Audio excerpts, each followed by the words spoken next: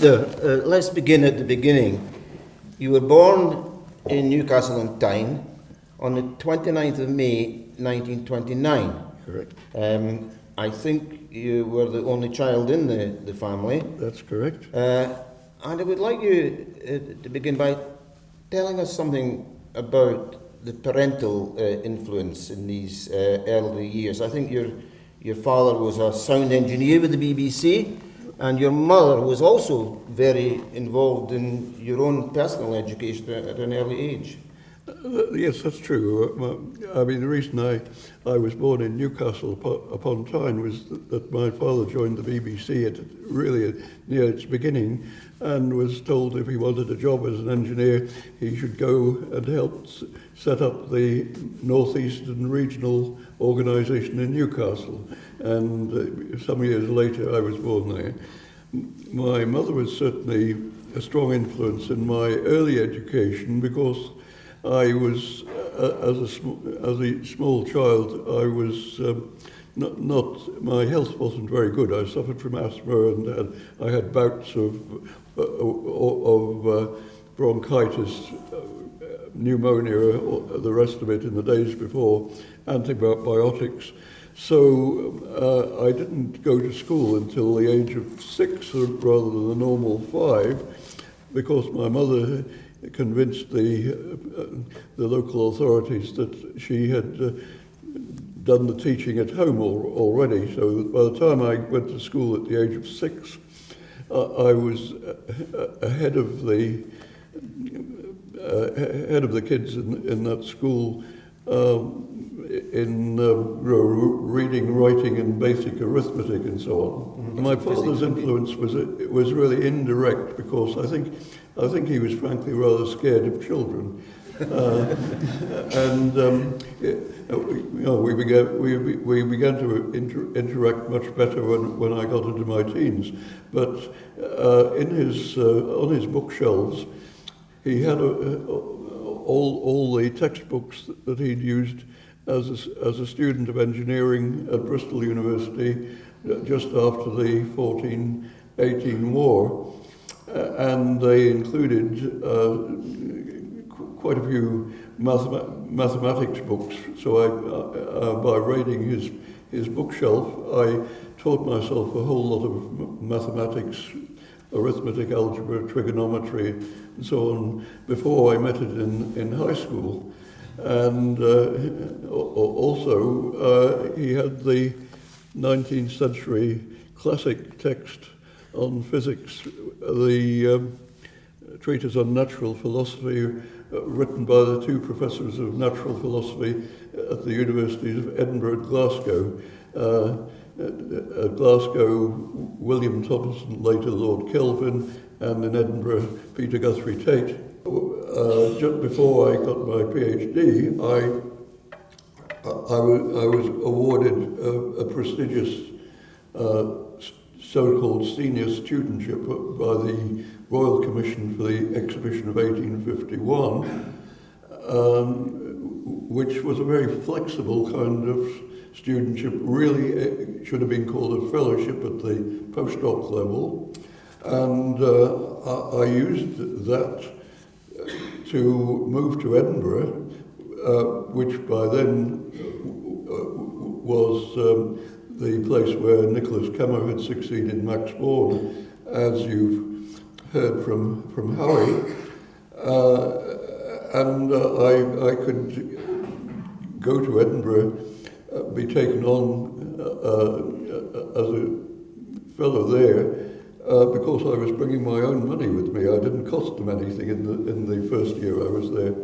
So it was a very, very good arrangement for me, and give me the excuse to come to Edinburgh.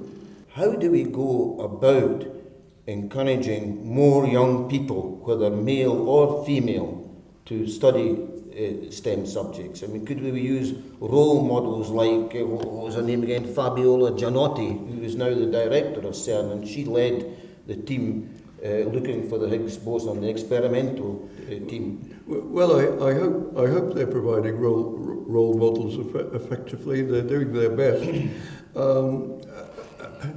I mean, there are a lot of problems to overcome because of the way in which, in making appointments in the academic world, there are sort of unrecognised biases which come in, and the old-fashioned beliefs about that sort of thing not really being for women, and it's an uphill struggle, I think, for women to embark on it. Even now, though it's getting better, because certainly most academic institutions are recognising what the problem has been, but it still involves obstacles which are different from what male scientists face, particularly with regard to giving birth and raising children and having your career interrupted. So it's quite essential for there to be mechanisms everywhere in place for women in the science subjects academically to take time off to have children and start raising them and come back. And if you're in a subject area which tends to move rather fast, as something like elementary particle physics can do, it's particularly hard to do. But I think things are getting better.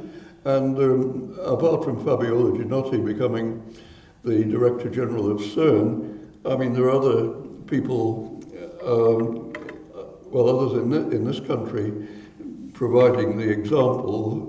The present President of the Royal Society of Edinburgh is Jocelyn Bell Burnell. I think we should throw the meeting open to questions from the audience now, please. Could you raise your hand if you would like to ask a question? What areas of physics are most exciting now? Well, of course, I still find the continuing developments in particle physics exciting, but more and more it's a matter of the way that developments in particle physics connect with astrophysics and cosmology, and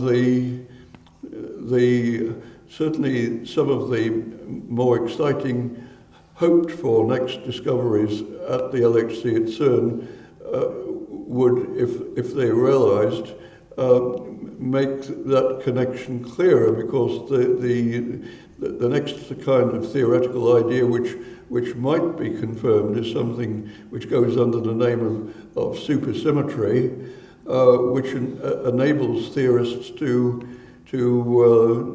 link up particle physics with things like other phenomena like gravity, and also to link up with possible explanation of the dark matter in the universe. Now, the particle physicists have competition since 2 years ago. At the time of the last time I talked at this festival, Howie had invited Martin Hendry of Glasgow University, who'd become the leader of the gravitational wave project there, who was about to discover, or the team that he's part of, were about to make the discovery of gravitational waves with the vast new gravitational wave telescopes which exist in both sides of the United States, and now also one in Italy. And that's a very exciting development which I've followed for many years. At the beginning I didn't think they'd ever get there, and it opens up a new way of investigating the universe, which is beginning to tell us things we didn't know about the universe in the large and in its early days, and may possibly produce evidence which upsets our present ideas about cosmology. Who knows? It's an open thing now. That's a really exciting area, and I'm almost completely confident that will be the area which is awarded the next Nobel Prize in October. Mm-hmm. It's so clearly important. Mm-hmm. Well, time marches on. Peter, thank you very much for your fascinating conversation. It's been a pleasure and a privilege to have shared this platform with you. Thank you so much. Thank you for